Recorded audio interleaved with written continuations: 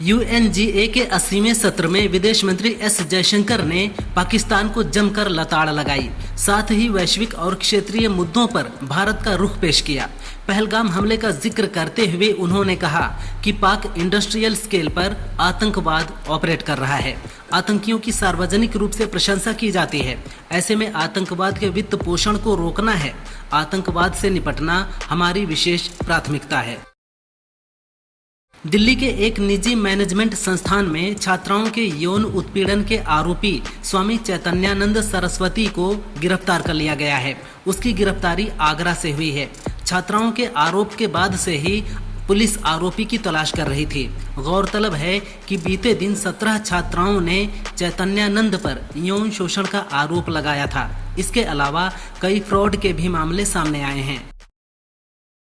UP में जारी I love Mohammad विवाद पर बरेली में 26 सितंबर को हुए बवाल में 22 पुलिसकर्मी घायल हुए थे। हिंसा के बाद पुलिस ने करीब 1200 लोगों पर एफआईआर दर्ज की है। सिविल लाइंस चौकी में तौकीर रजा, नदीम खां और 150 अज्ञात लोगों पर केस दर्ज हुआ है। बिहारीपुर चौकी में 150 से अधिक, कुतुब खाना चौकी में 450 से अधिक, मठ चौकी में 125, कैंट थाने में 60 से अधिक और बारादरी में 250 से अधिक लोगों पर एफआईआर दर्ज हुई है। संयुक्त राष्ट्र महासभा के 80वें सत्र में भूटान के पीएम शेरिंग तोबगे ने यूएनएससी में बड़े सुधारों का प्रस्ताव दिया। तोबगे ने कहा, यूएनएससी सिर्फ दिखावे की संस्था नहीं रहनी चाहिए, बल्कि दुनिया की असली चुनौतियों का हल देने वाली प्रभावी ताकत बननी चाहिए। भारत और जापान जैसे सक्षम और नेतृत्वकारी देशों को यूएनएससी में जगह मिलनी चाहिए। बता दें कि ब्रिक्स देशों ने भी भारत को बड़ी भूमिका देने के प्रस्ताव का समर्थन किया है। यूपी में जारी आई लव मोहम्मद विवाद पर सपा नेता सुमैया राणा ने कहा, कानपुर में पुलिस की कार्रवाई ने गुस्सा और आक्रोश पैदा किया है। सरकार द्वारा ताकत का इजहार करना कमजोरी की निशानी है। बरेली में जुमे की नमाज के बाद प्रदर्शन के इरादे से आई भीड़ को तितर बितर करने के लिए पुलिस ने ऐसा माहौल बनाया जिससे भगदड़ मच गई। हम मोहम्मद के नाम पर गोली भी खा सकते हैं, लेकिन हिंसा करना ठीक नहीं है। केंद्रीय गृह मंत्रालय ने तमिलनाडु के करूर में एक्टर विजय की चुनावी रैली के दौरान मची भगदड़ पर तमिलनाडु सरकार से विस्तृत रिपोर्ट मांगी है। मंत्रालय ने भगदड़ की स्थिति और पीड़ितों के बचाव एवं उपचार के लिए उठाए गए कदमों के बारे में भी विस्तृत जानकारी देने को कहा है। साथ ही राज्य सरकार ने भी घटना को लेकर आयोग का गठन किया है, जिसकी अध्यक्षता रिटायर जज करेंगे।